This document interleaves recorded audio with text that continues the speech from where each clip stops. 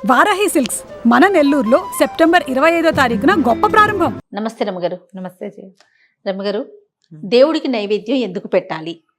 పూజ ఎందుకు చేయాలి అని అడగట్లేదు. నెక్స్ట్ క్వశ్చన్ అది. భగవంతుడికి పూజ అంటే మనం సాధారణంగా పూజ నైవేద్యము ఎవరికి చేస్తాం?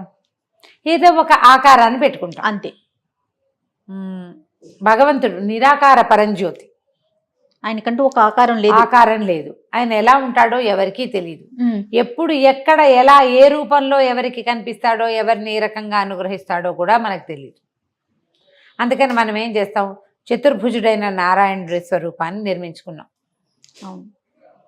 ఇదే నిరాకారంలో మళ్ళా శివసాల గ్రామాన్ని శివలింగాన్ని ఏర్పరచుకున్నాం. అమ్మవారు ఏమిటో కథల్లో చదివి ఆమె ఇంత ఎత్తు ఉంటుంది, అంతలా ఉంటుంది, ఇంత పెద్ద పెద్ద కళ్ళు ఉంటాయి, ఇంత బారెడు జుట్టు ఉంటుంది, 18 చేతులు ఉంటాయి, వాటి నిండా ఆయుధాలు ఉన్నాయి. ఇవన్నీ ఊహించి అన్ని చేతులు కాకపోతే పోనీ 4 చేతులతోటి కత్తిడాలు పుచ్చుకున్న అమ్మవారిని ఒక ఆవిడని సృజన చేసుకుంటాం. సృజన చేశాక ఏదో పూజ చేస్తాం. ఒక మూర్తిని, ఒక వ్యక్తిని మన ఇంటికి వస్తే ఏం చేస్తాం? రండి కూర్చోండి, ఈ కుర్చీలో కూర్చోండి, కాళ్ళు కడుక్కోండి, మొదట కూర్చోండి, ఏమన్నా తాగుతారా, తింటారా, మంచినీళ్ళు తాగుతారా? అవును. లోక సహజంగా మన ఇంటికి వచ్చిన ఒక అతిథికి ఇవి చేస్తాం మనం. కాసేపు పడుకోండి, అవును, మధ్యాహ్నం భోజనం చేసి వెళ్తారు కానీ చల్లబడ్డాక వెళ్తారు కానీ, ఇవన్నీ సాధారణ క్రియలు. ఈ క్రియలని ఒక ఉత్కృష్టమైన క్రియాస్వరూపంగా స్వామికో అమ్మవారికో సమర్పిస్తాం. దానికి షోడశోపచారాలు 16 ఉపచారాలుగా చెప్పుకున్నాం. ఈ ఉపచారాల్లో మన ఇంటికి వచ్చిన వాడికి మనం కాఫీ ఇచ్చినట్టుగానే ఏదైనా ఒక తీర్థం ఇవ్వటం, వీళ్ళకి ఇచ్చినట్టుగానే అన్నం పెట్టడం. మన ప్రశ్న ఏమిటి? నైవేద్యం ఎందుకు అని. అయితే ఇప్పుడు ఉపచారం చేసి నువ్వు ఈ స్వరూపంతో నాతో ఉండు, నాకు వెనకాలండు, నాకు సహాయం చెయ్యి, నేను కోరిన కోరిక తీర్చు. అది ధర్మబద్ధమైతే సుమా ఈ పాయింట్ అడుగుతాం.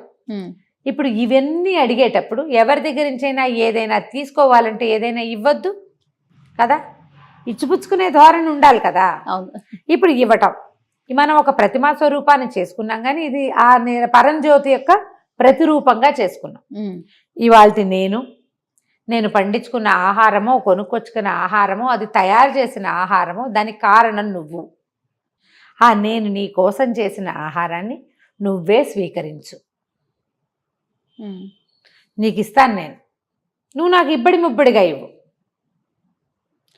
ఇంత జీవితాన్ని ఈ బ్రతుకుని నిన్ను ఊహించి ఒక ప్రతిమా స్వరూపంగా చేసుకుని నిన్ను చూసుకోవటానికి అవకాశం ఇచ్చినందుకు నేను అలాగే తయారు చేసుకున్న పదార్థాన్ని నీకు నివేదన చేస్తా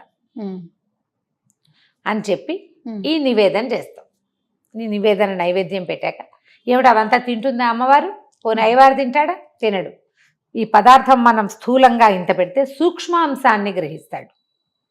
అందులో నుంచి ఆయన గ్రహించేదేమిటి? నీ యొక్క శ్రద్ధ, నీ భక్తి, నీ తదేక తత్పరత, దాని యందు నీకు ఎంత లగ్నమైంది నీ మనసు. నన్ను పుట్టించిన భగవంతుడికి, నాకు ఈ ఇన్ని రకాలుగా ప్రసాదించిన భగవంతుడికి నేను ఏ శ్రద్ధతో ఉపచరిస్తున్నాను, ఏ శ్రద్ధతోటి నైవేద్యాన్ని సమర్పించానో ఆ శ్రద్ధని సూక్ష్మాంశంలో గ్రహిస్తాడు భగవంతుడు. ఓకే. మనం ఒక స్వరూపాన్ని తయారు చేసి పెట్టుకున్నాం. దీంతో పాటుగా ఇప్పుడు మనం సాధారణంగా ఈచిపుచ్చుకోవటం మామూలుగా అంటే లోక సహజమైన వ్యవహారంగా చెప్పుకుంటున్నాం. శాస్త్రపరంగా ఏం చెప్తామంటే, నీ వల్ల వచ్చినటువంటి ఈ ప్రపంచం తొలి నివేదన నీకు. మనం దేవుడికి చేయాలంటే ఏం చేస్తాం? ఏదో ఒకటి చేసి అక్కడ పారేస్తామా? పారేయము. శ్రద్ధతో, భక్తిభావంతో చేస్తాం. చక్కగా పొద్దున్నే స్నానం చేయటం, ఎండెక్కాక స్నానం చేయటం, ఉడకంది, మాడిపోయింది, ఎచ్చి పచ్చిగా ఉన్నవి పెట్టం కదా. అవును. చక్కటిది, రుచికరమైనది మన శాయశక్తులా చేసి, శక్తి అనుసారం చేసి, శక్తికి మించి కూడా చేసి నెయ్యి వేయాలి. మన ఇంట్లో లేదు, నెయ్యి లేదు ఇవాళకి తీసుకో అనం. భగవంతుడు నువ్వు నెయ్యి వేసి పెట్టినా తీసుకుంటాడు, నూనె వేసి పెట్టినా తీసుకుంటాడు, ఏది వేసి పెట్టినా తీసుకుంటాడు. వేసి పెట్టకపోయినా, ఏమీ వేసి పెట్టకపోయినా పచ్చి కూరలు పెట్టిన వాళ్ళని అనుగ్రహించాడు, పచ్చి మాంసాన్ని కాల్చి తెచ్చిన వాడిని అనుగ్రహించాడు. ఆయనకి మాంసానికి నువ్వు పచ్చి కూరకి ఏమి తేడా? పళ్ళకి మాంసానికి రెండు సృజించిన వాడు ఒకడే కాదు. అవును. ఆయనకి అవి సృజించినవాడు, అవి తినడం కోసం వ్యక్తుల్ని సృజించినవాడు భగవంతుడే. ఆయనకు కావాల్సిందల్లా ఏమిటి? నీ యొక్క భక్తి తత్పరత, అంతే. నీ శ్రద్ధ, నిన్ను సృజించిన వాడి పట్ల నీకున్న అనుసృజన, అది కావాలి కదా మనకి. అది ఉన్నవాడు ఏం చేస్తాడు? ధర్మవర్తనుడుగా ఉంటాడు. నీ గొప్ప చూపించుకోకూడదు దేవుడికి, నువ్వు నీ భక్తి కదా నువ్వు చూపించేది. గొప్ప ఎక్కడ చూపిస్తాం మనం? ప్రదర్శన మనకన్నా తక్కువ వాళ్ళకి చూపిస్తాం ప్రదర్శన. మనకంటే పైన వాడికి ఏమిటి చూపిస్తాం? అసలు ఆయన ఒప్పుకుంటే కాదు ఇవాళ నీ వేషం అంతా. అదే కదా. అది లోపల ఉన్నవాడి యొక్క శ్రద్ధని భగవంతుడు గ్రహిస్తాడు. అయితే మనకి చాలా దేవుళ్ళు ఉన్నారు రమ్మగారు కదా. ఏ ఏ దేవుళ్ళకి ఎలాంటి నివేదన పెట్టాలి మరి? సాధారణంగా అందరికీ పాలు పళ్ళు పెట్టేసుకుంటాం. మన ఇంట్లో ఉన్నదే, మన శక్తిని అనుసరించి కదా. వినాయకుడికి బెల్లం నివేదన పెడితే బాగుంటుంది. ఆయనకి పనస, నారికేళాది జంబూ ఫలాలు ఇష్టం. నేరేడు పళ్ళు కూడా పెట్టచ్చు వినాయకుడికి. పనస, కొబ్బరి, నారికేళము అలా పెట్టచ్చు. నారికేళ కొబ్బరి పెట్టి తర్వాత ఏమో పనస తొనలు పెట్టచ్చు, నేరేడు పళ్ళు పెట్టచ్చు, కపిత్తము కూడా, అది ఏమంటారు దాన్ని, మన వెలగపళ్ళు కూడా పెట్టచ్చు వినాయకుడికి. అవన్నీ పెట్టలేమయ్యా, బెల్లం ముక్క పెట్టు. విష్ణువుకి తులసిమాలల అలంకారము, పానకము, వడపప్పు ఇష్టం, తీపి ఇష్టం. పార్వతీదేవికి ఒక్కొక్క స్వరూపంలో ఒక్కొక్క రకం, లలితాదేవికి, దుర్గాదేవికి, వీళ్ళందరికీ పాయసము, పులిహోర, దద్దోజనము, పులగము ఇష్టం. గుడాన్నము, పాయసం కాకుండా ఒట్టిగా గుడాన్నం, బెల్లం వేసి ఉడికించిన చక్కెర పొంగలి, కట్టె పొంగలి, ఆమెకి ఇవన్నీ ఇష్టము అని చెప్తారు. శనగపిండితో చేసినవి లక్ష్మీదేవికి ఇష్టం. మనకి పురాణాలలో ద్వారా ఈ పదార్థాలు వీరికి ప్రీతి అని మనకు తెలుసు. అవును. పరమేశ్వరుడికి అభిషేకం ఇష్టం, ఫలాభిషేకం, జలాభిషేకం, క్షీరాభిషేకం, ఏవి కుదిరితే అవి. ఈయనకి ఏదైనా పెట్టుకోవచ్చు నైవేద్యం. అమ్మవారికి నివేదనగా అన్నం పెట్టాలని చెప్తారు. ఒక్కొక్కరికి ఒక్కొక్క నివేదన. ఇవన్నీ కూడా మన శక్తిని అనుసరించి అన్న నివేదనే పెట్టాలి. ఓకే. నీకు ఓపిక లేదు, జ్వరం వచ్చింది, ఏదో ఒక నివేదన, ఒక అరటిపండు పెట్టు.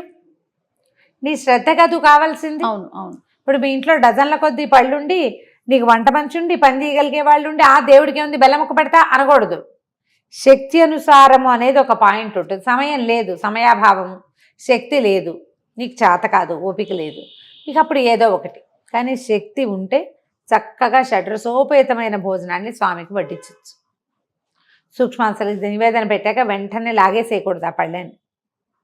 నివేదన చేసి ఒక 5 నిమిషాలు ఆగిన తర్వాత, ఆ తర్వాత మనం నైవేద్యం తర్వాత ఏం చెప్తాం, తాంబూలము, తర్వాత ఏమో హారతి ఇచ్చి అప్పుడు మన నివేదన పళ్ళాన్ని వెనక్కి తెచ్చుకోవచ్చు. ఒక్కొక్క ఇంట్లో ఒక్కొక్క రకంగా చేస్తారు. మనం ఏంటంటే మన ఇంట్లో అసలు లేదనుకో, తెలీదు మనకి, ఏదో ఒక అరటిపండు మాత్రం పెడతాం, చేసేయి అలాగే, అంతే. మన ఇంట్లో ఉంది, మనకు తెలుసు మన పెద్దవాళ్ళు ఎలా చేస్తారు, అలాగే చెయ్యి నువ్వు కూడా. నీకు ఏదైనా తెలుసుకుని చేయాలనుంది, ఒక నియమం పెట్టుకో. ఇవాళ నేను చెప్పింది, రేపు నువ్వు చెప్పింది, ఎల్లుండి ఇంకో గురువు గారు చెప్పింది చేయొద్దు.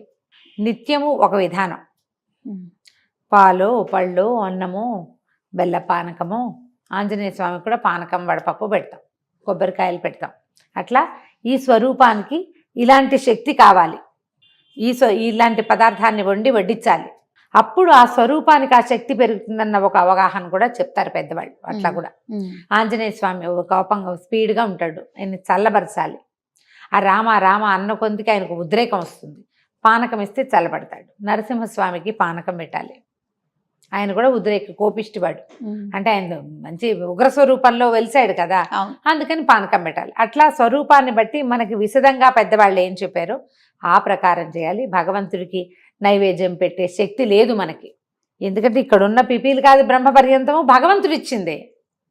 కేవలం మనకు అందుబాటులో నీకేది ఇచ్చాడో దాన్ని పచనం చేసి పెడతావు నువ్వు. ఇక్కడ పచనం చేయవలసింది పదార్థం కాదు, మన బుద్ధి, లోపల ఉన్న శ్రద్ధ, అంతే. ఈ రెండింటినీ సరిగ్గా చేస్తే నువ్వు ఏది నివేదన చేసినా ఫలితం లభిస్తుంది. భక్త కన్నప్ప తిన్నడికి కైవల్యం వచ్చింది, శబరికి కైవల్యం వచ్చింది, ఇద్దరికి వచ్చింది. అవును, రకాలు వేరు, అంతే. మనం కూడా మన రకాన్ని బట్టి మనం ఏది చేయగలిగితే అది చేస్తే మంచి ఫలితం లభిస్తుంది. రైట్. నమస్తే.